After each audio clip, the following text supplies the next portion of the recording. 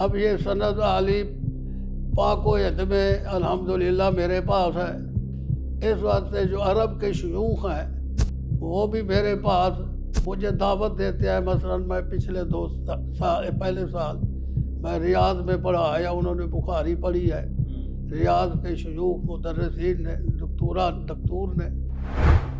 اسی طرح امام شوکانی تک بھی 3 واسطوں سے ہے. ابو سعید شرف الدین یہ روایت کرتے ہیں محمد حسین بن محسن الانصاری الیمانی، وہ روایت کرتے ہیں امام احمد شوکانی سے. امام احمد روایت کرتے ہیں اپنے باپ امام شوکانی سے. تو یہ 3 باتوں سے شوکانی کی روایت بھی میرے پاس ہے. میں آگے میں نے ابھی نماز شروع کی ہے اور سورۃ فاتحہ کے ابھی 2-3 آیات پڑھی ہیں اور رکوع میں چلا گیا امام. تو اب مجھے ڈر ہے کہ اگر میں نے پوری کی تو وہ تو رکوع تو میرا جاتا رہے گا. تو میرے لیے پھر کیا حکم ہے، مجھے کیا کرنا چاہیے؟ شعر جو ہے وہ اپنا شکار کرتا ہے. عالم مفتی کو چاہیے وہ کتاب سے خود اخذ کرے، استدلال کرے. امام بخاری ہے فقہ کی کتاب، استدلال کی کتاب، اجتہاد کی کتاب ہے. جو بخاری پڑھ کر مجتہد نہیں ہوتا اس نے بخاری پڑھی نہیں ہے. حافظ محمد گوندلوی رحمۃ اللہ علیہ اب کہتے ہیں نا بڑا حافظہ تھا. ان کا حافظہ یہ تھا کہ ایک کتاب لکھی تھی انہوں نے، تو جب وہ چھپنے کے لیے دی تھی تو اس نے گم کرا دی. تو حافظ صاحب نے کہا وہ کتاب گم ہو گئی ہے، چلو کل میں پھر دوسری انہوں نے لکھی تو پہلی بھی مل گئی. دونوں کو ملایا تو ہر بار میں ایک جیسی تھی. اتنا حافظہ تھا.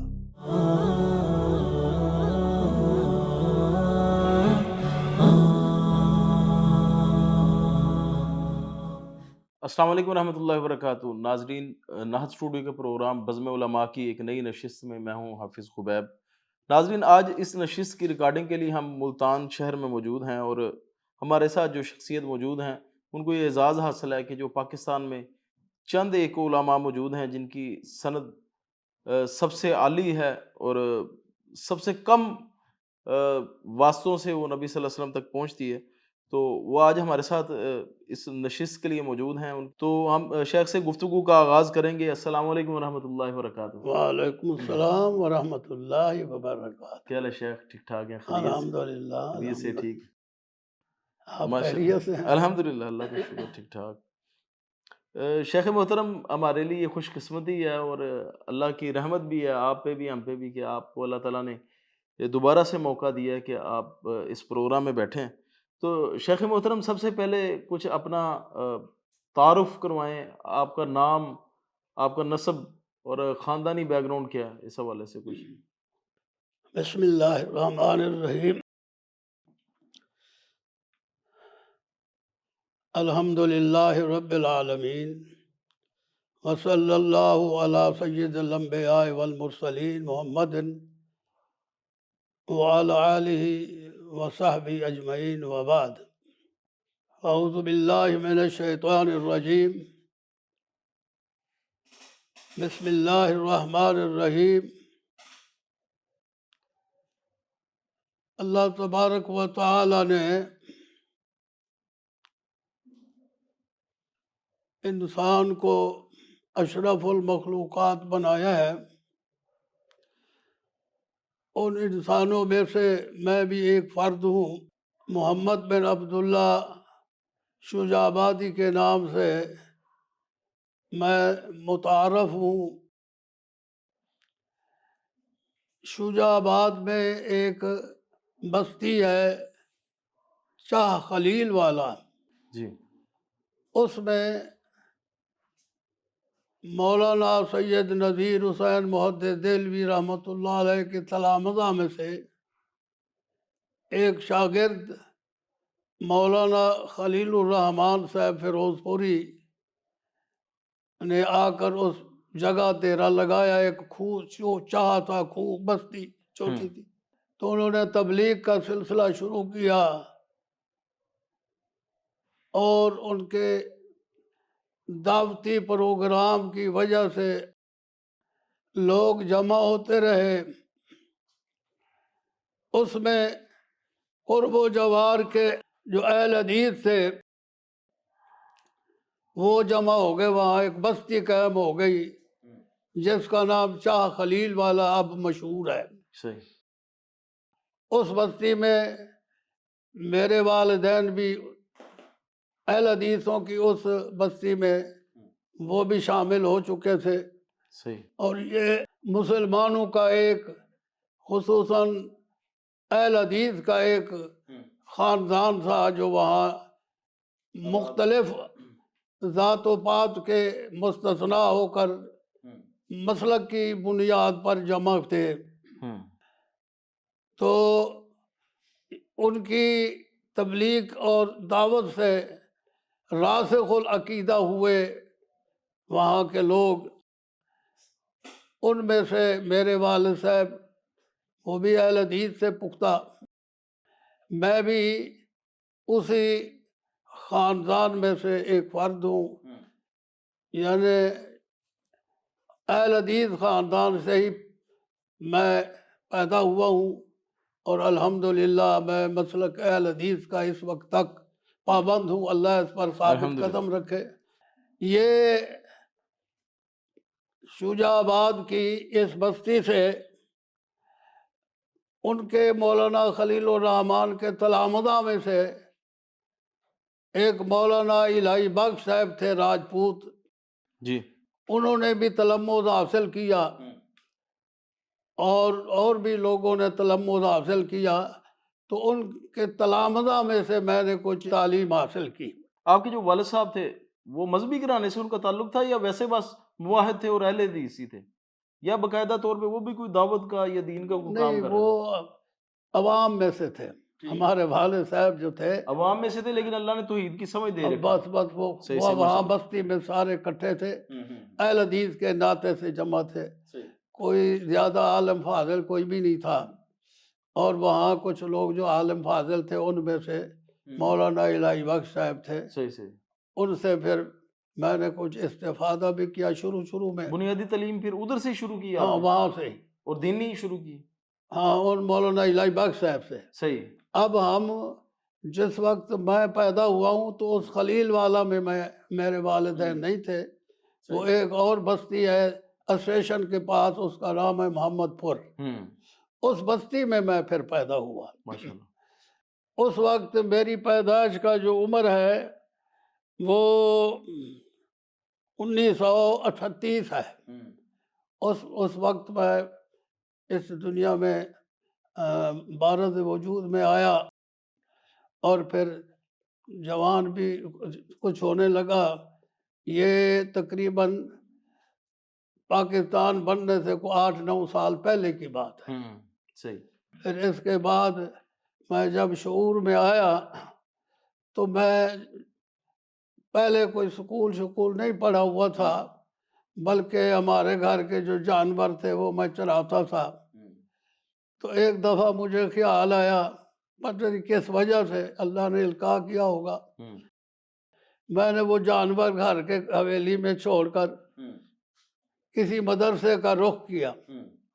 ملتان میں مولانا شمس الحق صاحب رحمۃ اللہ علیہ، ان کے مدرسے میں آیا تو میرے گھر والوں کو پتہ لگا تو وہ مجھے واپس لے گئے۔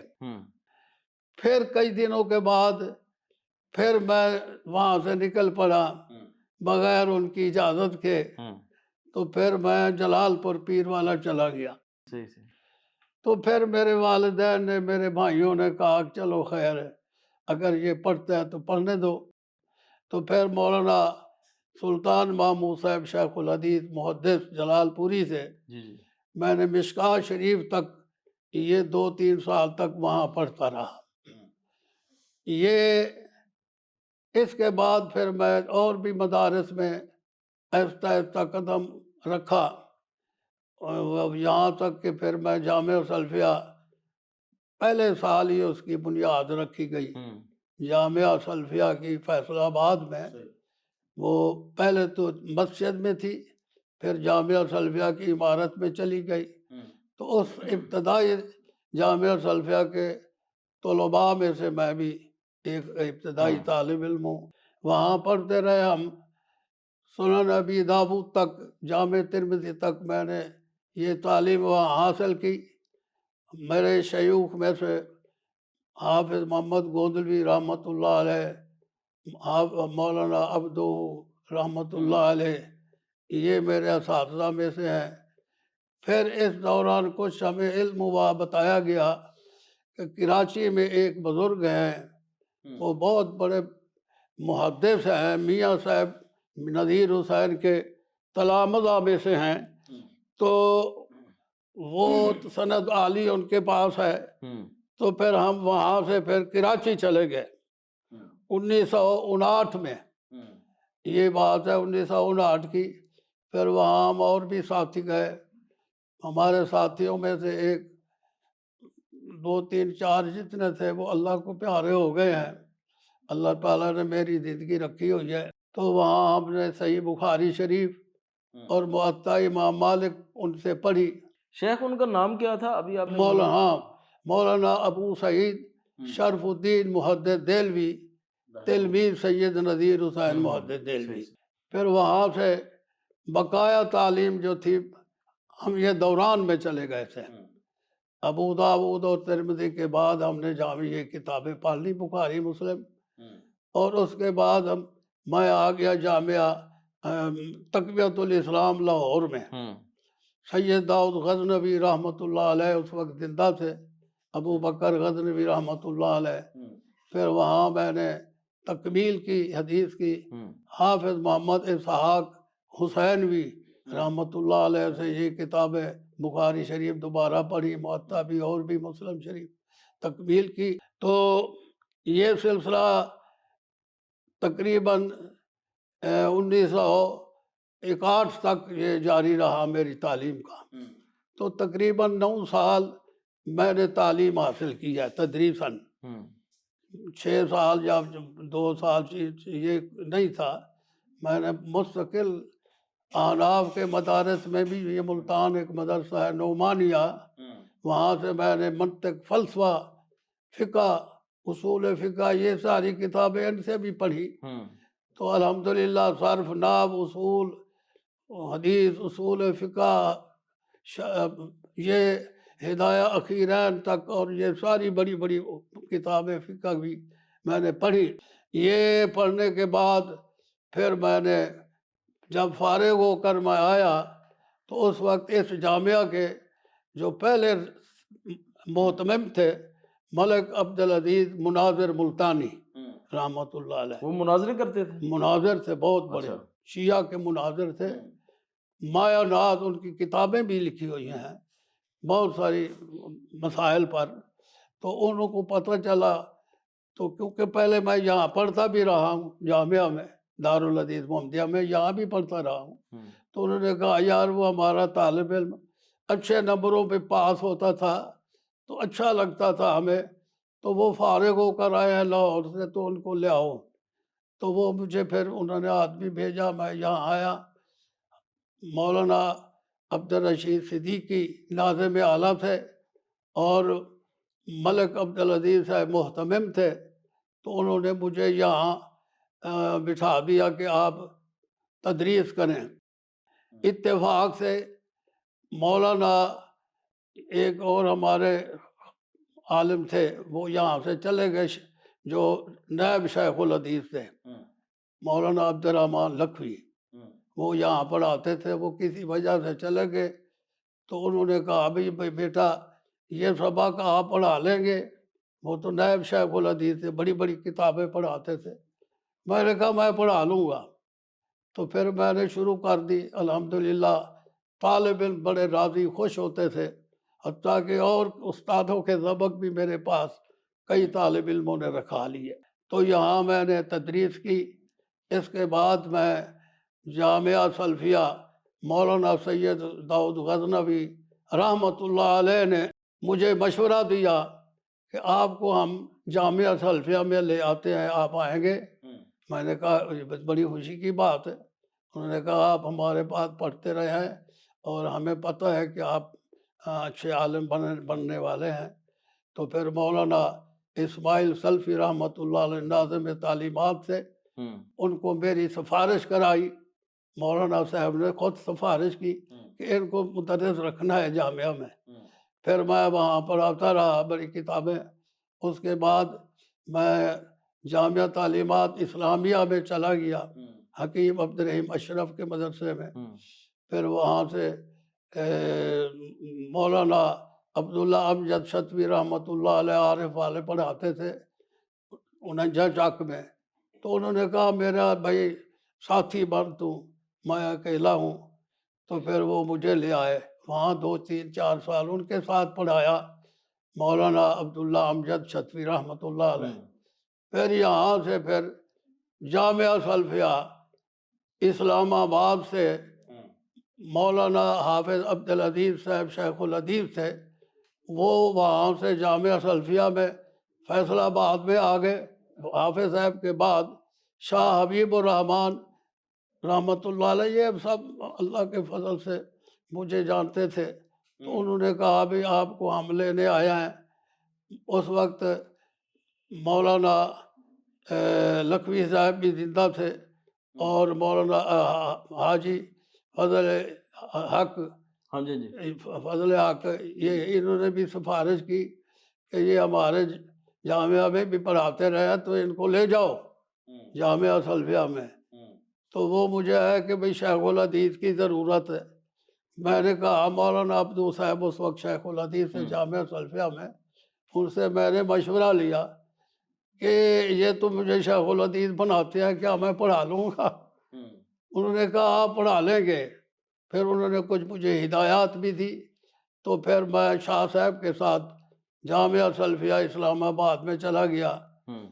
तो जामिया सल्फिया इस्लामाबाद में 1987 में मैंने वहाँ पढ़ाना शुरू किया और यहाँ से बुखारी शरीफ मैंने पढ़ानी शुरू की। बुखारी शरीफ जो है उस वक्त से मैंने शुरू की। फिर उसके बाद मरकज़ इब्न कासिम में आ गया। 10-15 साल तो वहाँ रहा ना मैं जामिया सल्फिया इस्लामाबाद में। फिर मरकज़ इब्न कासिम में 10-15 साल यहाँ पढ़ाया। इसके बाद अब मैं दारुल हदीस रहमानिया में अरसे से बुखारी शरीफ पढ़ा रहा हूँ। अल्हम्दुलिल्लाह ये मेरा बुखारी शरीफ जो है इस वक्त मैं अरब में भी पढ़ा चुका हूँ, मक्के में भी और कुवैत में भी और रियाद में भी, जामिया रियाद में। अल्हम्दुलिल्लाह ये मिल मिला के 50 के करीब ये बुखारी शरीफ मैं पढ़ा चुका हूँ। माशाल्लाह। अच्छा शेख, आपने पहले तालीम हासिल करने के दौरान हाँ जी, और फिर उसके बाद तदरीस के दौरान बहुत ज़्यादा सफ़ार किए हैं। हालांकि ज़रूरत तो इधर भी थी, आपके इलाके में भी थी कि आप इधर दीन का काम करते, तो इसकी क्या वजह बनी कि आपने बहुत ज़्यादा सफ़र किए तालीम हासिल करने के दौरान भी और फिर बाद में पढ़ाने के दौरान भी, तदरीस के दौरान भी? पढ़ने के दौरान तो इसलिए मुझे शौक़ था कि हमारे पाकिस्तान में जितने उलमा अकाबिर हैं उनसे मैं तालीम हासिल करूँ। हत्ता कि मैंने हाफिज़ मोहम्मद गोंदलवी रहमतुल्लाह अलैह से, मौलाना अबू सईद शरफुद्दीन रहमतुल्लाह अलैह से, मौलाना अब्दू फल्लाह से और हाफिज़ इसहाक हुसैनवी से और इसी तरह मौलाना सुल्तान महमूद मुहद्दिस जलालपुरी से और हाफिज़ मोहम्मद इसहाक हुसैनवी से और इस तरह के 10-12 जो बड़े बड़े शयूख उस वक्त थे, अल्लाह को अब वो प्यारे हो गए हैं। तो मैंने कहा कि इनसे मैं जो इल्म है तहकीकी इनसे हासिल करूं। और पढ़ाने के दौरान जो आपने इतने सफ़र किए? हाँ, पढ़ाने के दौरान इसलिए कि ये तो आपको शायद मालूम ही होगा कि मदारस में असातिज़ा कम ही ठहरते हैं, खुसूसन जो थोड़ा सा उनको एतमाद हो अपने ऊपर, तो वो किसी को खामखा मुसल्लत नहीं होने देते। तो मैं इसलिए मुसल्लत नहीं होने देता था, 5-10 साल कहीं रहा। और फिर ये भी है ना, मेरी उम्र भी माशाअल्लाह लंबी है ना, तो फिर अगर 10-10 साल भी अगर रखे जाए मदारस में तो 10 साल तो एक अरसा हो जाता है। जितने मदारस है हाँ को पूरे हो जाते हैं। शेख, आपके जो साथी तलबा थे वो कौन कौन से थे? ज़ाहिर है वो अभी तो दुनिया से चले गए होंगे। हाँ, तो एक थे मौलाना मोहम्मद जूनागढ़ी के बेटा सुलेमान जूनागढ़ी सही। कराची में, एक से अब्दुल वकील साहब अलवी जो जहानिया के थे, फिर रब उसमें जमात इस्लामी का जो मदरसा है ना लाहौर में, वो क्या नाम है उसका, मंसूरा में, वो मौलाना मौदूदी साहब की किताबों पर कुछ तारीफ करे थे, वो भी फौत हो गए हैं। और मौलाना हाफिज अब्दुल कुदूस साहब वो चिश्तिया में थे, जो दो चार महीने हुए हैं फौत हो गए हैं। जी बिल्कुल। हाँ, ये हमारे साथियों में से थे। अब मैं अकेला ही रह गया हूँ। अल्लाह ताला हमें दीन की खिदमत करने की तौफीक देता रहे। बुखारी शरीफ और ये किताबें, इनकी अल्लाह ताला ने बरकत रखी है। शेख, आपने 1963 में पंजाब यूनिवर्सिटी से भी डिग्री ली थी? हाँ, वो जब मैं जामिया सलविया पढ़ाता था इस फैसलाबाद में, जी, तो अक्सर सबक फाजिल अरबी के मेरे पास भी थे। तो तालिब इल्मों ने कहा कि आप हमें पढ़ाते हैं, हम इम्तिहान दे रहे हैं, तो आप भी दे दें। सही। तो मैंने कहा चलो ठीक है, आपका मशवरा मान लेता हूँ। फिर मैंने उस वक्त जामिया सलविया में पढ़ाता भी था, और उसमें तैयारी करके मैंने वो जामिया लाहौर से फाजिल यूनिवर्सिटी की डिग्री भी हासिल कर ली थी।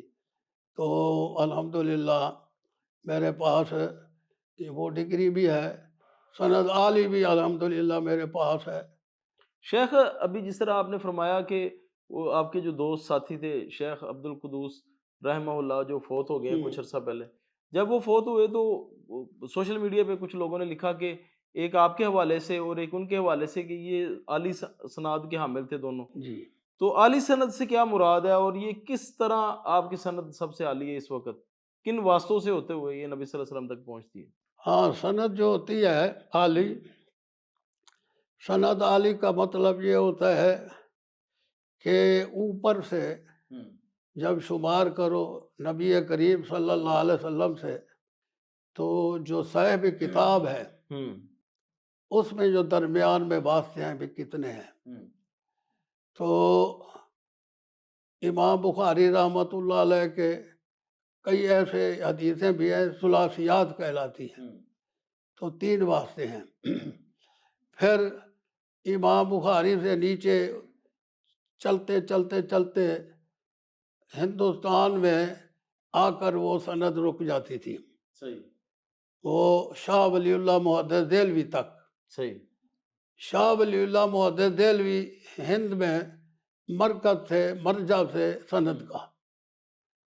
उधर अरब में इमाम शौकानी रहमतुल्लाह अलैह थे, और इधर हिंद में शाह वलीउल्लाह रहमतुल्लाह अलैह।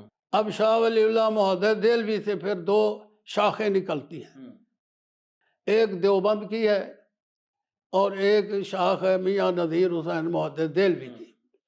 मियाँ नज़ीर हुसैन मुहद्दिस देलवी जो हैं, इनके शेख हैं मौलाना मोहम्मद इसहाक देलवी रहमतुल्लाह अलैह। फिर इसहाक देलवी रहमतुल्लाह अलैह के उस्ताद हैं अब्दुल अजीज शाह मुहद्दिस देलवी।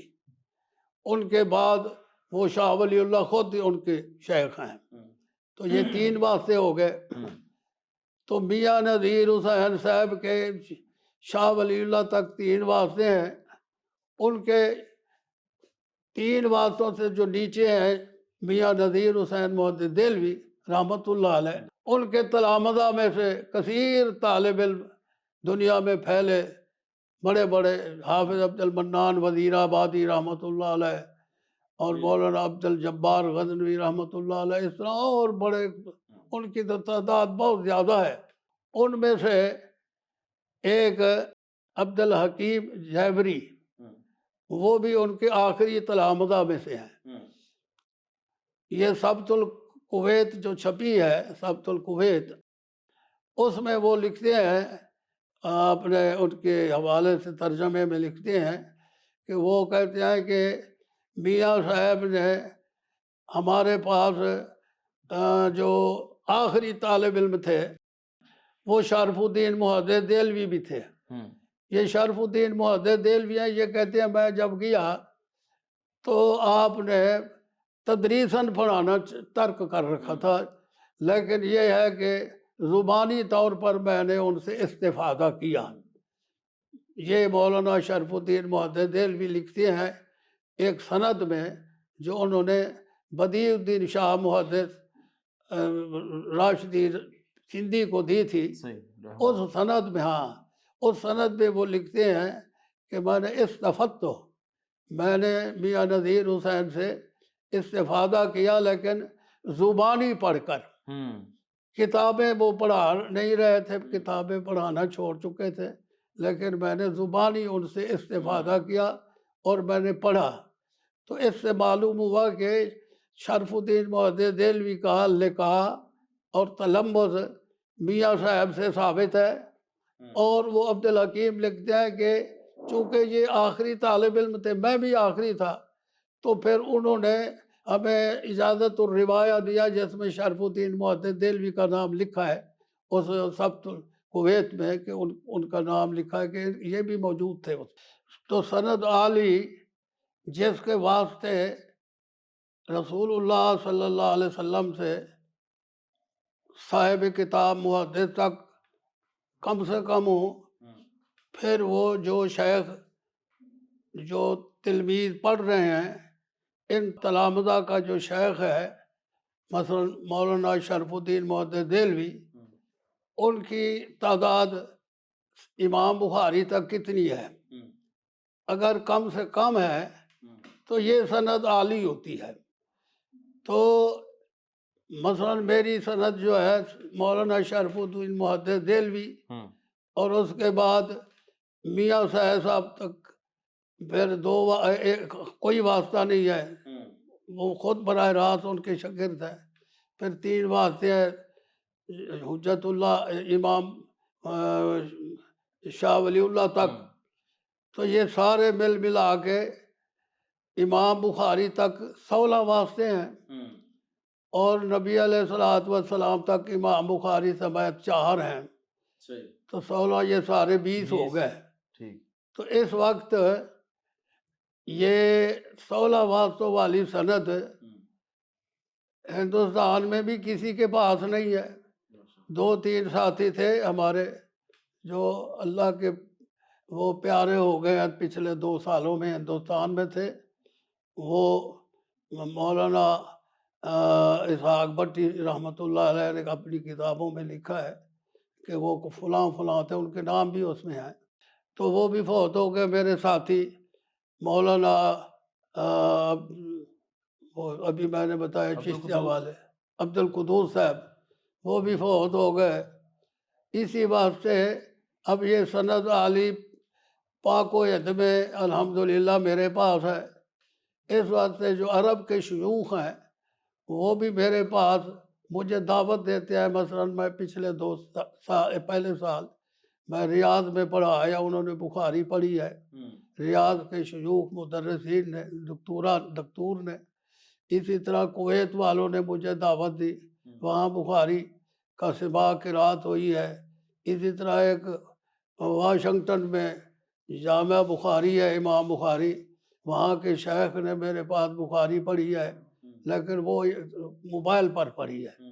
اسی طرح ایک بیروت کے شیخ ہے منصور، شیخ منصور، انہوں نے بھی بخاری، اور صرف بخاری نہیں پڑھی بلکہ جو واشنگٹن کے شیخ ہیں انہوں نے 250 کتابیں میرے پاس پڑھی ہیں۔ 250 کتابیں، دنیا جہان کی کتابیں جو میرے خواب میں نہیں تھی وہ بھی انہوں نے پڑھ ڈالی ہیں۔ اسی طرح منصور صاحب نے بھی 20-25 کتابیں پڑھی ہیں، سیاستہ کیا اور باقی سب پڑھی ہیں۔ اسی طرح اور بھی مکہ میں حج پر گیا تھا، تو وہاں مہد العلمی ایک ادارہ ہے، جامعہ امام کے شعبہ ہے وہ، تو وہاں کے جو شیوخ تھے انہوں نے بخاری میرے پاس پڑھی۔ تو اس واسطے بخاری شریف جو ہے نا، اس وقت جو میں سند دے چکا ہوں، جن کو میں سند دے چکا ہوں، وہ 12,000 یعنی 12 پونے 13,000 تک وہ پہنچ چکی ہے۔ شیخ ایک چیز سننے میں آتی ہے کہ آپ کے پاس طلباء آتے ہیں یا پھر کئی علماء بھی آتے ہیں، وہ آپ کے پاس آ کے تو آپ کو حدیث سناتے ہیں اور آپ ان کو اجازت دے دیتے ہیں. ہاں تو کئی دفعہ ایسا بھی ہوتا ہے کہ آنے والا عالم دین نہیں ہوتا، دائی ہوتا ہے، دعوت کا کام کر رہا ہوتا ہے، آپ اس کو بھی سند دے دیتے ہیں، تو اس کے پیچھے کیا سوچ کار فرما ہے؟ عرب میں یہ مجھے عرب سے سبق ملا ہے. صحیح. عرب میں ایسے لوگ بھی ہیں جو چھوٹے طالب علم جو ہوتے ہیں نا ان کو بھی ساتھ بٹھا دیتے ہیں، تو کہتے ہیں ایک دو حدیث یا کچھ سنا دو، تو وہ کہتے ہیں ان کو بھی اجازت دے دو. اجازت الروایا جو ہوتی ہے نا، اجازت الروایا یہ کوئی اتنی مشکل چیز نہیں ہے، جس کو دے دو بس اس کے لیے جائز ہے. محدثین نے اس کو جائز قرار دیا ہے. صحیح. اب الحمدللہ میرے پاس جس طرح یہ میاں نذیر حسین کی سند عالی ہے، اسی طرح امام شوکانی تک بھی 3 واسطوں سے ہے. ابو سعید شرف الدین یہ روایت کرتے ہیں محمد حسین بن محسن الانصاری الیمانی، وہ روایت کرتے ہیں امام احمد شوکانی سے. امام احمد روایت کرتے ہیں اپنے باپ امام شوکانی سے. تو یہ 3 باتوں سے شوکانی کی روایت بھی میرے پاس ہے. اسی طرح دیوبند کی بھی سند میرے پاس ہے. میں حج پر گیا ہوا تھا، وہاں مجھے ایک شیخ ملے تھے، ان کا نام تھا رحمت اللہ بن عبد الغنی الارکانی الحنفی، اور یہ سن 1234 ہجری کی بات ہے. تو انہوں نے کہا، ایک جگہ ہم پڑھاتے تھے اکٹھا ہی ابو داؤد شریف، عرب کے لوگ پڑھتے تھے اور میں اور وہ شیخ تھے. تو ہماری دوستی لگ گئی. انہوں نے کہا کہ آپ کے پاس کون سی سند ہے؟ میں نے بتایا میرے پاس میاں صاحب کی سند ہے. اچھا یہ تو سند عالیہ. انہوں نے کہا مجھے بھی دیں سند. اچھا. تو میں نے ان کو بھی سند دی. تو میں نے کہا آپ کے پاس؟ انہوں نے کہا میرے پاس دیوبند کی ہے. کتنے واسطے تھے؟ انہوں نے کہا میرے تو 2 واسطے ہیں. میں نے پڑھا تھا حسین احمد مدنی سے، اور حسین احمد نے شیخ الہند محمود حسن سے پڑھی تھی. تو میں نے کہا آپ پھر مجھے دے دیں. تو میرے پاس دیوبند کی بھی سند ہے. اچھا شیخ، جس طرح آپ نے پہلے بھی ذکر کیا اور ابھی دوبارہ ذکر کیا کہ آپ نے دیوبند کے مدارس سے بھی استفادہ کیا، ہاں جی. تو آپ نے دیکھا کہ جو علماء دیوبند مدارس سے پڑھ لیتے ہیں تو ان کا خیال ہوتا ہے کہ جو پاکستان میں یا برِ صغیر میں جو اہل حدیث ہے نا، کیونکہ یہ ان کی سند آتی ہے، جس طرح ابھی آپ نے بتایا بھی تھا کہ شاہ ولی اللہ محدث دہلوی رحمہ اللہ کے واسطے سے جب آتی ہے، تو جو موجودہ برِ صغیر میں اہل حدیث ہیں، حنفی ان کے علمی طور پر باپ ہیں. تو آپ اس کو درست سمجھتے ہیں کہ نہیں؟ یعنی دیوبندی، جی میں نے پہلے بتایا ہے کہ ہمارے اصل باپ تو ہیں میاں نذیر حسین محدث دہلوی، صحیح. کیونکہ ان کا بھی شاہ ولی اللہ سے واسطہ ہے. جی. دیوبند کا بھی یہ بھی شاہ ولی اللہ تک جاتے ہیں. ان کا کوئی براہ راست اللہ کے رسول کے ساتھ واسطہ نہیں ہے. تو منڈ ایک کے ہی ہے نا، شاہ ولی اللہ. تو اب یہ میاں نذیر حسین کے تلامذہ جو ہے پاک و ہند میں بلکہ عرب میں پھیل چکے تھے. عرب میں جا کر انہوں نے مدارس قائم کیے. میاں صاحب کے تلامذہ نے عرب میں جا کر آج موجود ہے وہ مدرسے. اسی طرح حافظ عبد المنان وزیر آبادی، پورے پنجاب کے جتنے مدارس ہیں اس وقت یہ ان کے تلامذہ میں سے ہے. کوئی حافظ محمد گوندلوی ہے یا حافظ عبداللہ روپڑی ہے یا اور جتنے ہیں یہ ان کے تلامذہ ہیں. تو ہمارا اپنا ایک مرکز ہے، ہمیں کسی کی محتاجی نہیں ہے. لیکن ایک میں آپ کو درمیان میں ایک نقطہ بتاتا ہوں. جب مولانا ثناء اللہ صاحب رحمۃ اللہ علیہ مناظر اسلام نے میاں نذیر حسین سے بخاری کے درس پڑھ لیا، سند لے لی، تو اس وقت تھا مناظروں کا دور. تو مناظرے میں آگے جو تھے وہ ہندو بھی ہوتے تھے، سکھ بھی ہوتے تھے، عیسائی بھی، مرزائی بھی. تو وہ سند کا بڑا اصرار کرتے تھے. تو اس وقت دیوبند کی سند کا بھی طوطی بولتا تھا، میاں صاحب کا بھی. تو اب وہ ہیلا بہانے ختم کرنے کے لیے میاں مولانا ثناء اللہ صاحب نے دیوبند میں بھی داخلہ لیا تھا. یہ فتاوی ثنائیہ کے مقدمے میں یہ تفصیل موجود ہے. جب انہوں نے ان سے بخاری شریف پڑھ لی شیخ الہند محمود حسن سے، تو انہوں نے سند نہ دی. انہوں نے کہا اس سند کے لیے تو میں نے پڑھا ہے. ایک دفعہ نگینہ ایک ریاست ہے ہندوستان میں، وہاں مناظرہ ہوا غیر مسلم سے، تو دیوبند اس وقت مناظر تھے مقابلے میں. کئی دن مناظرہ چلتا رہا تو وہ قابو نہیں آ سکتے تھے. تو انہوں نے کہا بھائی ہمارے پاس جو مناظر ہے ثناء اللہ، اس سے استفادہ کرو. تو مولانا ثناء اللہ صاحب نے فرمایا کہ وہ تو سند مانگے گے مجھ سے، تو سند تو آپ نے دی ہی نہیں ہے. تو انہوں نے کہا سند پہلے دو جی ان کو. جب سند دی، مناظرہ ہوا تو فتح دی اللہ تعالیٰ نے نگینہ میں، ریاست نگینہ میں. پھر اس وقت بادشاہ جو تھا ریاست نگینہ کا، انہوں نے کہا ایک جلوس نکالا جائے جو جس پر مناظر جو فاتح ہے اس کو ہاتھی پر بٹھا کر جلوس نکالا جائے. تو یہ دیکھو مولانا ثناء اللہ صاحب کی حکمت عملی، اساتذہ کا احترام. انہوں نے کہا نہیں، یہ ہمارے شیخ جو ہے نا، شیخ یہ حسین مولانا نہیں مولانا ثناء اللہ صاحب نے فرمایا میرے شیخ جو ہے وہ محمود حسن، وہ شیخ کا مقام ہے، یہ ان کو بٹھانا چاہیے. تو آگے شیخ نے بھی کہا کہ آپ نے فتح کیا ہے تو ہم دونوں ہی بیٹھتے ہیں. تو یہ دیکھو اہل حدیث دیوبند کوئی اتنی کوئی سخت ان میں کوئی جدائی نہیں ہے. یہ تعصب ہوتا ہے بعض جگہ، لیکن بعض دفعہ یہ اکٹھے بھی ہو جاتے ہیں. تو کوئی اتنی بات نہیں ہے کہ دیوبند سے ہماری کوئی نفرت ہے یا ان کو ہمارے میاں نذیر حسین سے کوئی نفرت ہے. علم حدیث میں ہم انشاءاللہ ایک دوسرے سے استفادہ کرتے ہیں، وہ ہم سے کرتے ہیں، ہم ان سے کرتے ہیں.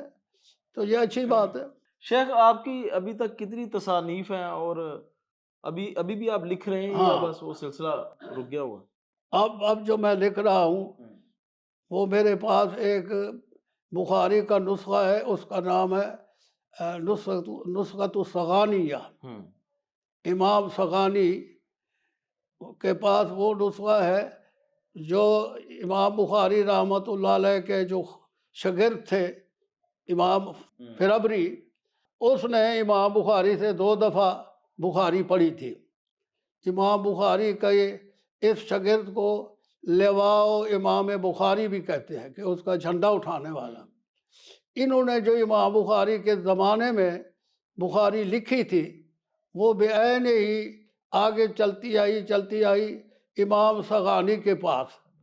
تو پھر امام صغانی نے ان کو پھر اپنے خطی طور پر لکھا مخطوطہ. پھر اس پر امام الوسطانی، یہ میں تفصیل سے لکھ رہا ہوں، تو وسطانی نے پھر اس پر حاشیہ چڑھایا. وہ کتاب میرے ایک شاگرد نے پچھلے دنوں، اصل جو ہے وہ استنبول میں ہے، تو اس نے وہ میرے پاس ایک نسخہ دکھایا. تو میں نے کہا یہ تو پھر ایسی کتاب ہے کہ جس کی سند متصل ہے امام بخاری سے لے کر جو ہمارے پاس موجود ہے، یہ بعین ہی اسی کا وہ کلمی ہے، لے چھپی ہوئی ہے، بس ہے ایک ہی. تو اس پر میں کام کر رہا ہوں، امام بخاری کی شان میں بھی اور اس کتاب کی شان میں بھی. اور میری جو کتاب ہے نا 13-14 ہو گئی ہیں الحمدللہ. اور ان کے نام یہ موجود ہیں، کچھ پڑھی ہوئی ہیں. میں وہ تصویریں کھینچ کے ساتھ بتا دیں گے انشاءاللہ. تو یہ کتابیں ہیں اور وہ بھی میں انشاءاللہ چھاپنے والا ہوں. شیخ آپ کی ماشاءاللہ اتنی زیادہ عمر ہو گئی ہے، اس کے باوجود آپ کا اتنا حافظہ ہے. اللہ تعالیٰ نے، اللہ کی یہ بہت بڑی رحمت ہے آپ کے اوپر، اور آپ کو نام یاد رہتے ہیں اور پوری تفصیل یاد رہتی ہے. تو یہ کیسے ممکن ہوا؟ آج کل لوگ ہیں وہ بہت زیادہ چیزوں کو یاد نہیں رکھ پاتے، تو ان کو کیا نصیحت کریں گے، یا آپ کا کیا تجربات ہے حافظے کے حوالے سے؟ اصل میں ہم نے علم حاصل کیا کتابوں سے. اصل کتاب کو ہم نے پڑھا ہے، اس کا مطالعہ کیا ہے، اس کا حاشیہ دیکھا ہے، بین السطور دیکھا ہے. آج تک میں صرف بخاری کے متن کو دیکھتا ہوں، ترجمہ نہیں دیکھتے؟ اور کوئی حاشا اوشا یہ نہیں ہے، یہ موبائل پر نہیں، یا موبائل نکالو اور اس میں سے کسی کتب خانے کا حوالہ تلاش کر لو، وہ تو ہوائی چیز ہوتی ہے، صحیح. وہ آئی اور گئی. ہم نے پڑھا ہوتا کتاب سے. الحمدللہ جی، قرآن و حدیث کی برکات بھی تو ہوتی ہے نا.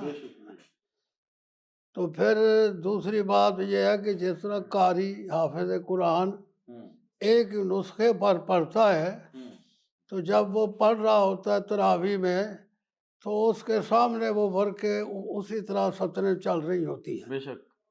تو اس کا حافظہ اس طرح بھی کام کرتا ہے. اور جو علماء کتابوں سے پڑھ کر آگے استادوں شاگردوں کو پڑھاتے ہیں، ان کے علم میں برکت بھی ہوتی ہے، اور سینے پر جس طرح لکھا جاتا ہے آنکھوں کے سامنے نقشہ ہوتا ہے. بے شک. اور کچھ استاد ایسے ہیں بلکہ عام خطیب واحد، وہ موبائل کو کھولتے ہیں، کسی مکتبے کو کھولا اور اس حدیث کا حوالہ لیا اور پھر اس کو ختم کر دیا. اپنے سینے سے بھی ختم کر دیا، موبائل سے بھی ختم کر دیا. تو اس واسطے وہ علم، آپ سمجھتے کہ کتاب کے ساتھ جو تعلق ہے اس کی وجہ سے حافظہ محفوظ رہتا ہے؟ وہ علم ہے ہی وہی.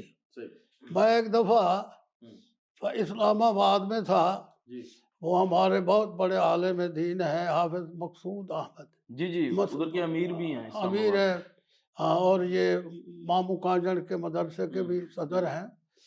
تو انہوں نے مجھ سے سند لی، کیونکہ سند تو مجھ سے پاکستان کی جتنے علماء ہیں، مولانا عبداللہ ناصر رحمانی بھی لے چکے ہیں، حافظ اللہ، اور مولانا عبدالعزیز نورستانی، یعنی یہ جتنے جو ہے نا اس وقت کبار علماء، کبار بڑے بڑے ہیں. اور یہ حافظ مسعود صاحب جامعہ سلفیہ کے، اور بھی کئی علماء جتنے بھی مدارس ہیں، قاری صہیب صاحب اور مامو کانجڑ کے، یہ ادھر ادھر کے. تو بہرحال انہوں نے کہا کہ میں سند لیتا ہوں آپ سے، اور بخاری پڑھ کر، بخاری کی کوئی حدیث. تو اس کے بیٹے نے کہا کہ یہ میرے موبائل پر ہے حدیث، میں نکال دیتا ہوں. یہی مقصود جو ان کا بیٹا ہے، ہمارا. اچھا. تو اس نے کہا کہ نہیں، اصل بخاری لے آؤ. اصل بخاری کی جو برکات ہے، وہ بات ہے، وہ تو وہی ہے نا. تو علماء جو ہے نا اس چیز کو اہمیت آج بھی دیتے ہیں.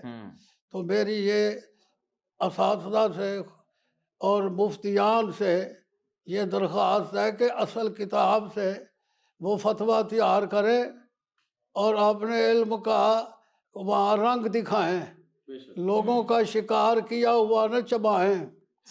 یہ تو شعر جو ہے وہ اپنا شکار کرتا ہے. عالم مفتی کو چاہیے وہ کتاب سے خود اخذ کرے، استدلال کرے.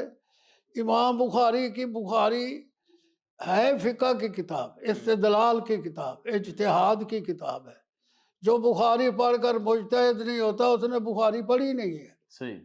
کیونکہ فقہ البخاری فی تراجم ہی، امام بخاری ہماری فقہ کی کتاب ہے. حنفیوں کی تو قیاس کے مجموعے ہیں، ہماری فقہ کتاب بخاری ہے. تراجم جو ہے یہ فقہ ہے، استدلال کا حصہ ہے. لہذا ہمیں چاہیے علماء کو کہ کتاب سے خود مطالعہ کریں، باب بھی پڑھیں اور اس کی حدیث بھی پڑھیں، پھر استدلال امام بخاری کا سمجھیں. اس طرح بخاری پڑھیں، دیکھو مزہ آتا ہے کہ نہیں آتا. شیخ، آپ نے بھی جس طرح پہلے ذکر کیا تھا کہ آج سے 20-25 سال پہلے کا جو دور تھا وہ مناظروں کا دور تھا، تو اس وقت بہت زیادہ سختی کی جاتی تھی رفع الیدین کے حوالے سے، آمین بالجہر کے حوالے سے، اور فاتحہ خلف الامام کے حوالے سے. تو ان کو امتیازی مسائل سمجھا جاتا تھا. ابھی جب سے دور چینج ہوا ہے تو کچھ لوگوں کو اعتدال کا ذرا شوق چڑھا ہے. تو اب اکثر لوگ وہ کہتے ہوئے ہمیں سنائی دیتے ہیں کہ جی اگر رفع یدین نہیں کریں گے تو نماز ہو جاتی ہے، اسی طرح اگر آمین بالجہر نہیں کہیں گے تو نماز ہو جاتی ہے. اسی طرح جو اصل میرا سوال تھا وہ یہ تھا کہ آپ نے ایک کتاب لکھی ہے فاتحہ خلف الامام کی فرضیت کے حوالے سے. تو ابھی کچھ لوگ کہتے ہیں کہ جی اگر فاتحہ نہیں بھی پڑھتے پیچھے امام کے تو وہ نماز تو ہو جاتی ہے، اور ہمارے ائمہ کا یہ عمل بھی رہا ہے، اس حوالے سے آپ نے کیا اخذ کیا؟ دیکھو جی الحمدللہ میں نے رفع الیدین پر بھی کتاب لکھی ہے، رفع الیدین پہ بھی لکھی ہے؟ ہاں صحیح مستقل۔ صحیح۔ وہ نسخے کچھ کم ہو گئے اس لیے میں نہیں لے آیا۔ اچھا جی، تو فاتحہ خلف الامام پر بھی میں نے یہ فاتحہ خلف الامام یہ ایسے نہیں کہ میں نے بس لکھ دی ہے، جو اس کو پڑھ لے گا انشاءاللہ اس کو مناظرہ بھی آ جائے گا۔ صحیح، ماشاءاللہ۔ ہاں، مناظرہ بھی آ جائے گا اور اس کا عقیدہ بھی پختہ ہو جائے گا۔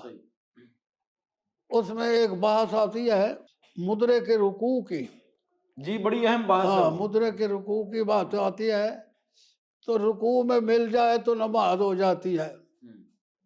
تو نبی علیہ السلام نے اس صحابی کو جو بتایا لا تعد، یہ جو تم نے کام کیا ہے یہ دوبارہ نہیں کرنا۔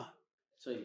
تو آپ نے جس کام کو دیکھا تھا اسی کے متعلق ہی فرمانا تھا۔ بے شک بے شک۔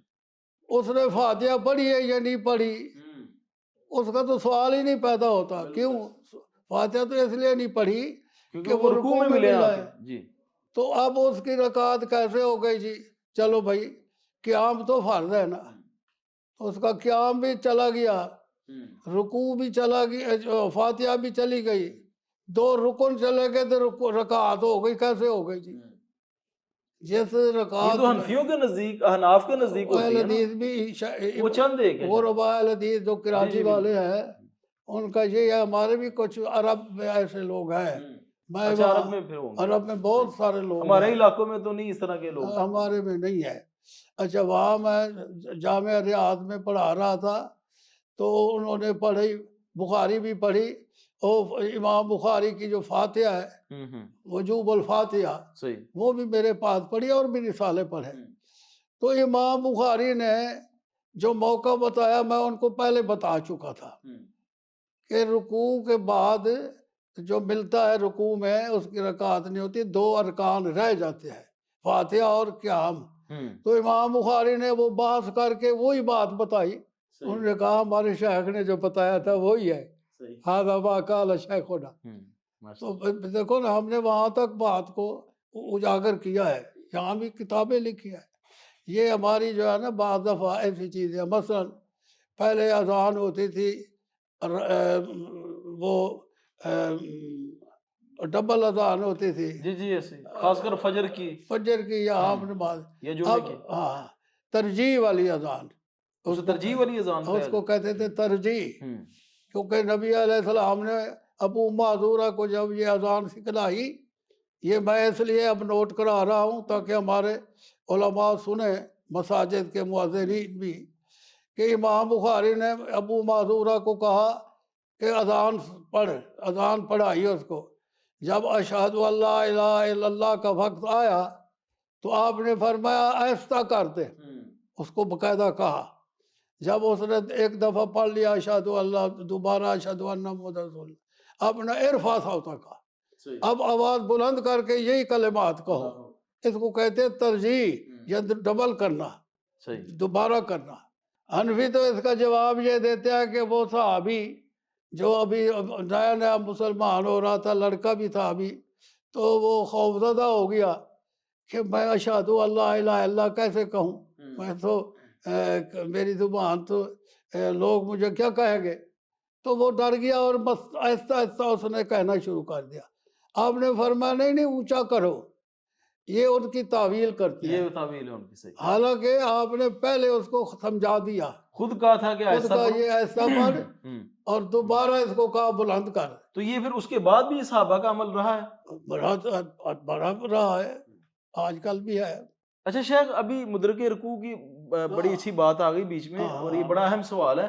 اچھا اہل حدیثوں میں جو ادھر اختلاف جو ہم نے سنا پایا جاتا ہے اور جو اشکالات ہمیں بھی رہتے ہیں، مثال کے طور پہ میں آ کے میں نے ابھی نماز شروع کی ہے اور سورۃ فاتحہ کے ابھی 2-3 آیات پڑھی ہیں اور رکوع میں چلا گیا امام، تو اب مجھے ڈر ہے کہ اگر میں نے پوری کی تو وہ تو رکوع تو میرا جاتا رہے گا، تو میرے لیے پھر کیا حکم ہے، مجھے کیا کرنا چاہیے؟ دیکھو جی، रकू करने वाला अहल हदीस है। सही। वो देवबंदी बरेलवी ऐसे नहीं है जो मिनट सेकंड में वो खड़े हो जाते हैं। तो उसको पता है कि ये मैं फातिहा का कुछ हिस्सा पढ़ चुका हूँ, बाकी कुछ रहता है तो वो समेटे, जल्दी जल्दी करे, अच्छा। और फिर वो रुकू भी उसको मिल जाएगा। और अगर ना मिल रहा हो, कई दफा अंदाजा होता है। नहीं, अगर वो आखिर में गया है, ये देखो रुकू में नहीं मिलना चाहिए उसको, फातिहा खड़ी होकर पढ़ने।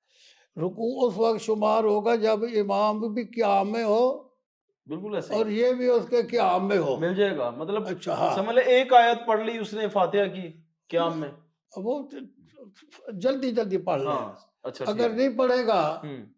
अगर वो उस रकात को शुमार नहीं करेगा, रुकू में चला जाएगा, तो उसने कुरान का कुछ हिस्सा तो पढ़ा है ना, जी जी। तो हो सकता है वो रकात हो जाए अल्लाह के नज़दीक, तो फिर दोबारा पढ़ेगा तो 5 रकातें हो जाएंगी। सही। इस वास्ते इससे बेहतर है कि वो समेटने की कोशिश करे और रुकू भी मिल जाए और किरात को भी मुकम्मल करे, जल्दी जल्दी कर। शेख, इसमें कुछ उलमा का मौक़िफ़ है जो मुझे ज़ाती तौर पे ज़रा मुनासिब लगा। वो कहते हैं जी आप पढ़ लो, अगर आधी से ऊपर चली जाए ना तो रुकू हो जाएगा आपका। मतलब अगर आपने आधी सूरत फातिहा पढ़ ली अगर आपने, फिर रुकू में चले जाए। हाँ तो फिर रुकू में चले जाएं। तो और आपका ज़ाती तौर पे आपको क्या बेहतर लगता है? वही मैं कहता हूँ ना कि कुरान का कुछ हिस्सा तो पढ़ा गया ना, सही है, ठीक है। इस वास्ते अगर पहुँच सकता है तो पहुँचने की कोशिश करे।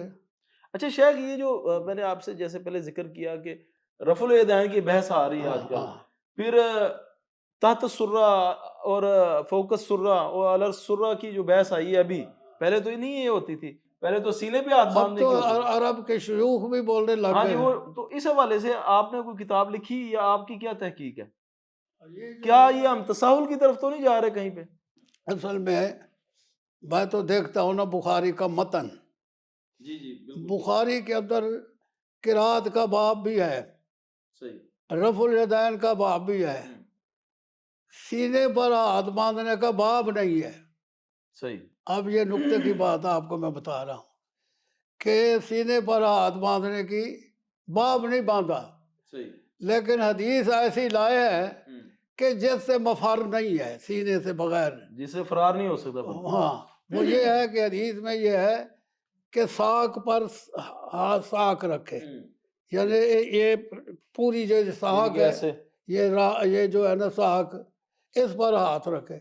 अब एक आदमी ने साक पर, इस पर है ना ये इसको क्या कहते हैं, बाजू, इस बाद कलाई, जिसने कलाई पर हाथ रखा, अब वो हाथ हो भी ऊपर, सही। तो कलाई पर हाथ रखने से वो नाफ तक या नाफ के नीचे तक जा सकता है? नहीं जाता। इमाम बुखारी ने ऐसा मारा है तीर, ऐसा बम फेंका है कि इसका जवाब ही नहीं है, बाप भी नहीं लेकिन बांधा। फोकस सुरा तक तो जा सकता है। नहीं, फोकस सूरह तक भी कैसे जा, देखो ना हाथ ऊपर रहे, ऐसे ऊपर, हाँ ऊपर, ई का इस तरफ अगर जाएगा तो नीचे हो जाएगा, नीचे भी नहीं होना चाहिए, रह भी ऊपर और रह भी इसके ऊपर, तो फिर यहाँ तक हाथ बांधता है। सही। तो इस वास्ते ये हदीस इमाम बुखारी की अटल है, ये नाफ से तक भी नहीं जा सकता, नाफ के नीचे तो दरकिनार। सही। इस तरह अरब के शयूख ने जो ये बातें शुरू कर दी है, वो भी तो अक्सर ये मैं भी तो सुनता रहता हूँ ना, उनकी बुखारी भी थी किताबें भी, वो ऐसे पढ़ते हैं जैसे शबीना में लोग कुरान मजीद पढ़ते हैं, वो बुखारी और किताबें ऐसे शबीने की तरह पढ़ते हैं। तो उनको कैसे समझ आए? उनको कोई समझाने वाला हो तो वो ये बात भी समझ जाएंगे कि इमाम बुखारी की ये हदीस जो है ये नाफ तक नहीं जाने देती, यहाँ रुक जाता है। तो शायद ये ज़्यादातर ये तसाहुल जो है ना पिछले 5-6 सालों में आया है, ख़ासकर इधर जो ये, मैं तो इसको फैशन इसलिए कहूँगा कि जब से वो हरमैन की जो तरावियाँ लाइव होनी शुरू हुई, लोगों ने ज़्यादा देखने शुरू की है, तो वो आपको पता है आइम्मा हरमैन भी वो आहिस्ता आहिस्ता हाथ उनके तहत सुर्रा पे चले गए हुए हैं। तो इस हवाले से फिर ये हमारी नमाजों की क्या हालत है? देखो, एक है मस्जिद नबवी, सही। एक है हरम शरीफ। जी जी। मस्जिद नबवी में जो नमाज पढ़ाते हैं वो ज़्यादा सल्फी हैं, सही। وہ ان کو دیکھو سینے پر ہاتھ باندھیں گے، وہ پاؤں بھی سیدھے رکھیں گے، اور وہ تعدیل ارکان بھی پوری کریں گے۔ اور مکے میں وہ ان چیزوں کا زیادہ خیال نہیں کرتے، کیوں؟ وہاں خلقت ہوتی ہے بہت زیادہ، تو لمبا کرنے سے وہ بھائی حنفی بھی ہیں، بریلوی بھی ہیں، ہر قسم کے لوگ ہیں، تو ان کی عادت ہوتی ہے نا بھائی فٹافٹ پڑھنے کی، تو وہ کہتے ہیں اگر میں نے دیر لگائی تو یہ تو سجدے میں چلا جائے گا، دیکھتا تو ہے نہیں نا کوئی، تو آواز تو وہ عادت بنی ہوتی ہے نا، جلدی چلا جاتا ہے، تو اس لیے انہوں نے عوام کا خیال کرتے ہوئے مکے میں ذرا جلدی کرتے ہیں، خصوصاً حج کا جو جمعہ ہوتا ہے نمرہ بہت ہی مسجد، چھوٹا، بہت 3 سے مختصر 4 منٹ کا جمعہ ہوتا رکوع ہے۔ سجود نہیں، رکوع سجود مختصر کرتے ہیں، پڑھ ہی نہیں سکتا آدمی کچھ بھی، وہاں تو صرف نہ پڑھی ہوئی ہو آدمی تو پھر پڑھ سکتا ہے شیخ اس فاتحہ۔ میں بھی ایک بڑا اچھا سوال آئے گا میں، شیخ یہ بڑی اچھی بات کی آپ نے، کئی دفعہ ایسا ہو چکا ہے کہ رمضان میں اللہ تعالیٰ جانے کا موقع دیتا ہے، تو میں حافظ قرآن ہوں الحمدللہ، میں نے خود 17 مصلے بھی سنائے ہیں، سپیڈ بھی اچھی ہے پڑھنے کی، الحمدللہ۔ تو کئی دفعہ ایسا ہوتا تھا، خاص کر جو وطر ہوتے تھے نا طاق راتوں میں، تو شیخ عبد الرحمن سدیس حافظہ اللہ وہ جب وطر پڑھاتے تھے نا تو پوری سپیڈ لگا کے بھی اتحیات پوری نہیں ہوتی تھی، تو میں بڑا پریشان ہوتا تھا کہ یہ کیسے نماز ہوتی ہے، تو مجھے بعد میں ایک دوست نے بتایا کہ شیخ عبد الرحمن سدیس کے نزدیک اگر صرف نماز میں ہم اللہم صلی علی محمد پڑھ لینا تو وہ ان کے نزدیک یہ پورا درود ہو جاتا ہے، اچھا، تو وہ اتنا پڑھتے ہیں، تو اس حوالے سے کیا کہیں گے آپ؟ نہیں یہ بات تو صحیح نہیں ہے، صحابہ نے قرآن مجید کی یہ جب اتری کہ صلو علیہ وسلم تسلیما، تو صلو صحابہ کما رأیتمونی اصلی، نہیں درود کے بارے میں اچھا بات ہو، درود کی آ گئی نا، صحیح بے صلی علیہ کہتے تو کافی ہے۔ صحابہ کرام نے یہ فلسفہ سمجھا نہیں اللہ کا کہ ان اللہ و ملائکتہ یصلون، علی النبی، اللہ بھی درود پڑھتا ہے تم بھی پڑھو۔ صحابہ نے پوچھا کہ اللہ بھی صلوات پڑھتا ہے، فرشتے بھی پڑھتے ہیں، ہم بھی پڑھتے ہیں، ہمیں تو یہ فلسفہ سمجھ نہیں آیا۔ آپ نے فرمایا ہاں اس کا فلسفہ جس نے میرے اوپر قرآن اتارا ہے وہ میں سمجھاتا ہوں تم کو، یہ فلسفہ تم نہیں سمجھ سکتے، تم اللہ سے خود کہہ دو اللہم صلی علی محمد، دیکھو نا اللہ کہتا ہے تم پڑھو، ہم اللہ کو کہہ رہے ہیں، اللہ کا کہہ نہیں، وہ کہتے ہیں نہیں، صلوات کا معنی ہے رحمت نازل کرنا، اچھا صلوات کا معنی ہے رحمت نازل کرنا، ہمارے پاس رحمت ہے نہیں، تو اللہ آپ نے فرمایا کہ رحمت کے خزانے تو اللہ کے پاس ہے، ان کو کہو یا اللہ یہ تو پھر رحمت بھی تیرے خزانے ہیں اور شان بھی رسول کی تو جانتا ہے، جتنی تو جانتا ہے اتنی رحمت نازل فرما، ہم اپنا فرض ادا کر چکے، تو سارا درود پڑھو گے، من صلی علیہ صلاۃ واحدۃ صلی اللہ علیہ عشر مرات، تو سارا درود پڑھے گا تو اللہ تعالیٰ جواب دے گا،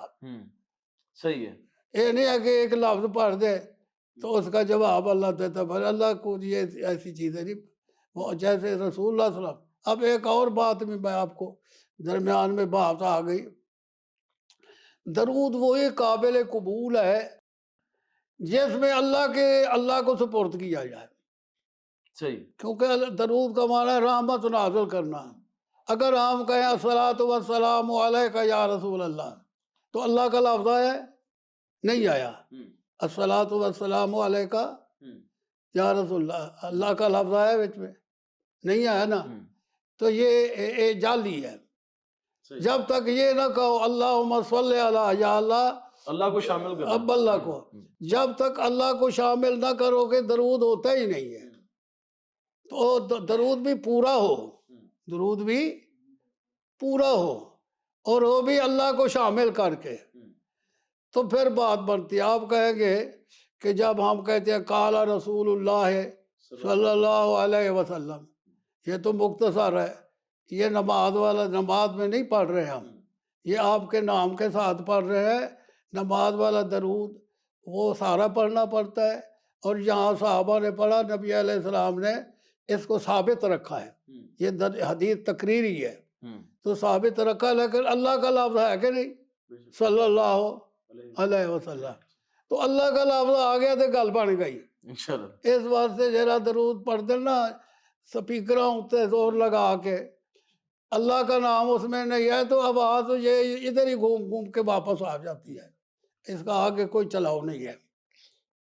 شیخ آخری سوال کی طرف جاتے ہیں ہم۔ آپ نے ایک کتاب لکھی ہے معاویہ بن ابی سفیان رضی اللہ عنہ کے حوالے سے، ہاں جی، یہ میرے سامنے بھی پڑھی ہے۔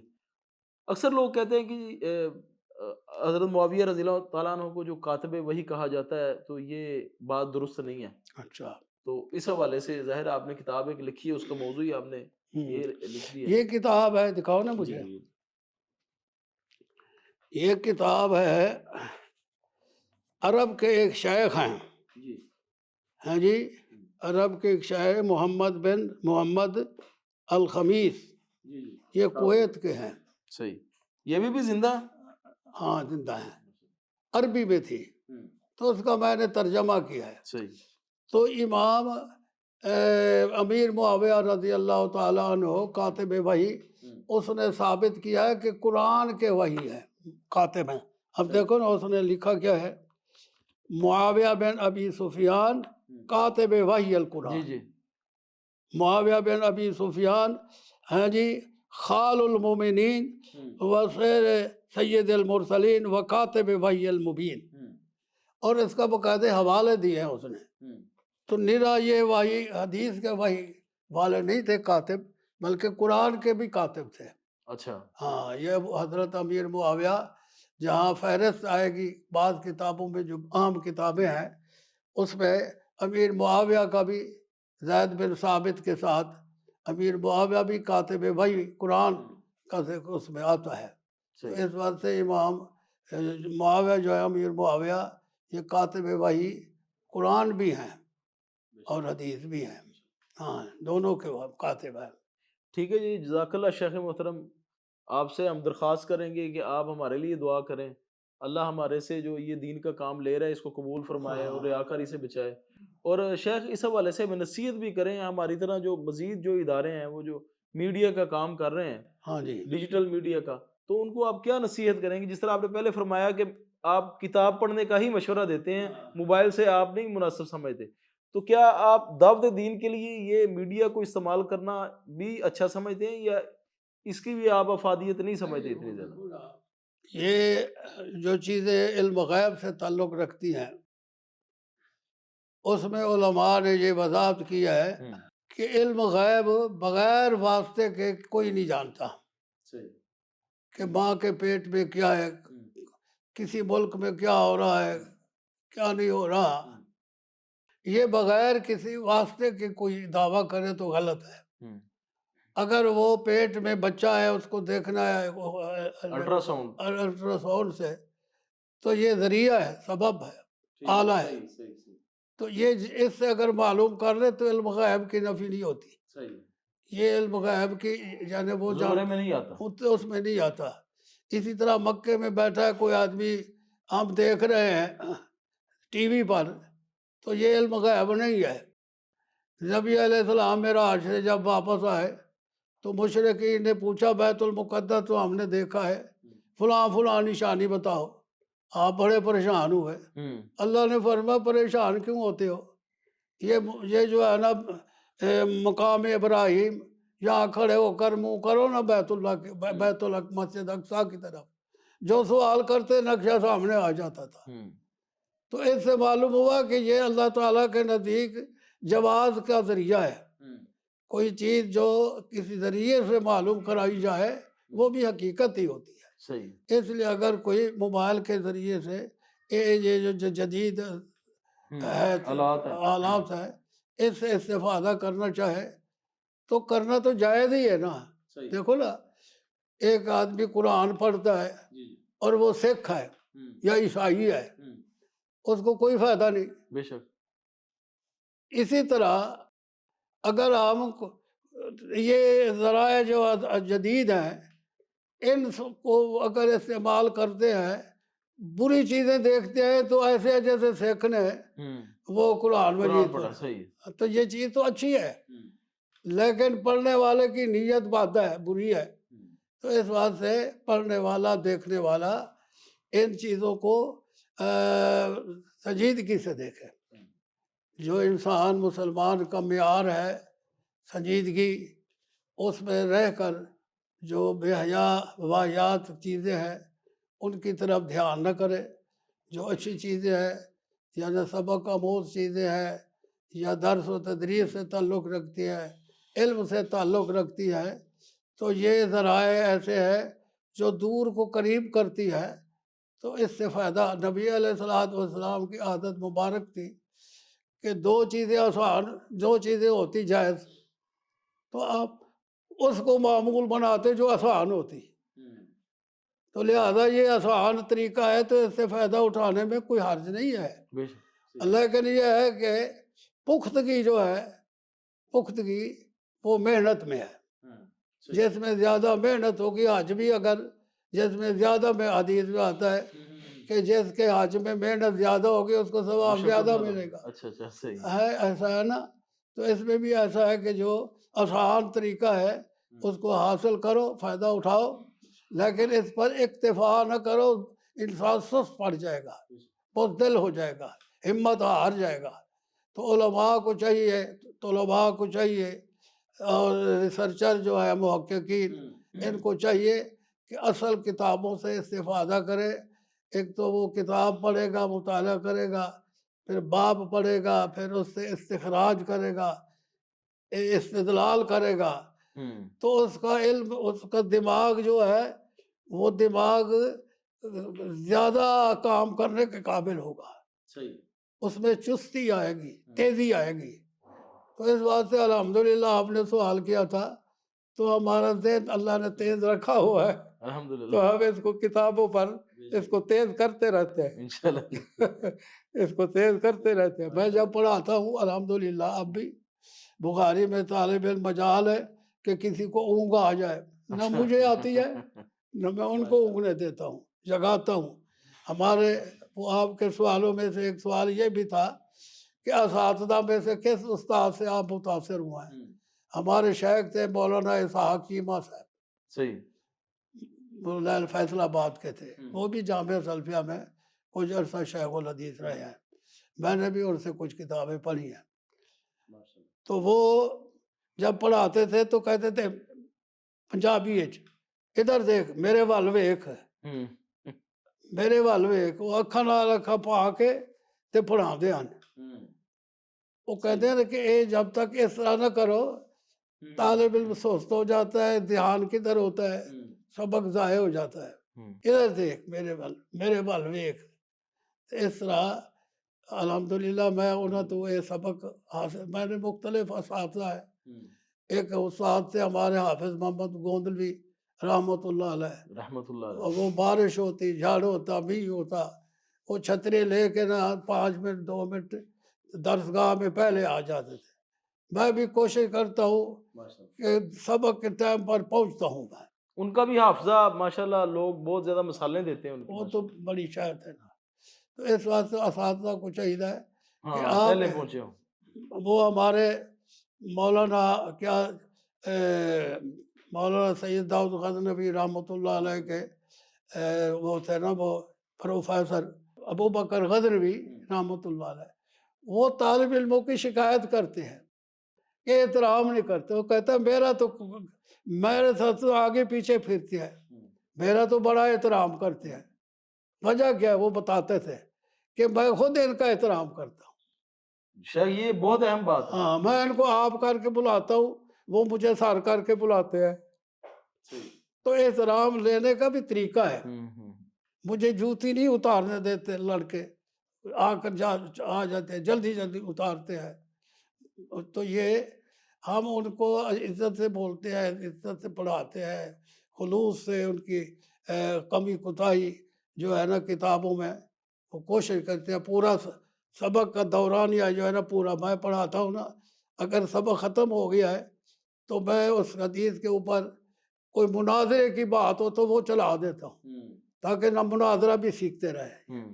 تو وقت خالی نہیں، کوئی صرف نحو آ گئی تو اس کی گرامر بتانی شروع کر، تو استاد کو چاہیے کہ اس طرح مصروف رکھے طالب علموں کو. تو طالب علم استاد سے سبق لیتے ہیں، تو استاد کی اگر عادات اچھی ہوں، 2 نفل بھی پڑھے سبق سے پہلے کلاس سے، یعنی شروع میں جس طرح پہلے اساتذہ کرتے ہوتے ہیں. ایسا تو اس طرح خود بھی مطالعہ کر کے آئے. حافظ محمد گوندلوی رحمۃ اللہ علیہ، آپ کہتے ہیں نا بڑا حافظہ تھا. ان کا حافظہ یہ تھا کہ ایک کتاب لکھی تھی انہوں نے، تو جب وہ چھپنے کے لیے دی تھی تو اس نے گم کرا دی. تو حافظ صاحب نے کہا وہ کتاب گم ہو گئی ہے، چلو کل میں. پھر دوسری انہوں نے لکھی تو پہلی بھی مل گئی، دونوں کو ملایا تو ہر بار میں ایک جیسی تھی. اتنا حافظہ تھا. تو اللہ کے بندے، یہ اساتذہ خود بھی سبق یاد کریں، مطالعہ کا. وہ ہاں میں یہ کہنا چاہتا تھا کہ وہ حافظ صاحب کہتے تھے کہ میں خود اتنے عرصے سے بخاری پڑھا رہا ہوں، لیکن پھر بھی میں مطالعہ کر کے آتا ہوں، کیونکہ جو چیزیں نئی نئی ملتی ہیں وہ ہر دن علیحدہ موتی ملتے ہیں. تو شیخ آپ ابھی بھی مطالعہ کر کے جاتے ہیں؟ میں ہاں انشاءاللہ. اور آپ کو ماشاءاللہ صحیح پڑھا جاتا ہے بغیر انک کے، میرے خیال پڑھتے ہیں؟ جی ہاں جی ہاں ماشاءاللہ، یہ دین کی برکت کی وجہ سے. الحمدللہ الحمدللہ. الحمدللہ. اللہ تعالیٰ ہم سب کو، تمام اساتذہ کو اللہ صحت سلامتی سے رکھے. تمام طلباء کو، تمام طالبات بھی اس وقت ماشاءاللہ ہمارے اداروں میں پڑھ رہی ہیں، طالبات بھی. اللہ سب کو اور ان اداروں کو اللہ تعالیٰ مینارہ نور بنائے. آمین. اور اللہ تعالیٰ آپ کے اس مشن کو برکت ڈالے، اس میں بھی آپ کی صحت سلامتی میں، اور سب چیزیں اللہ تعالیٰ اپنی رحمت سے ہمیں نوازے. سبحان ربک رب العزت عما یصفون وسلام علی المرسلین والحمد للہ رب العالمین. والسلام ورحمۃ اللہ وبرکاتہ.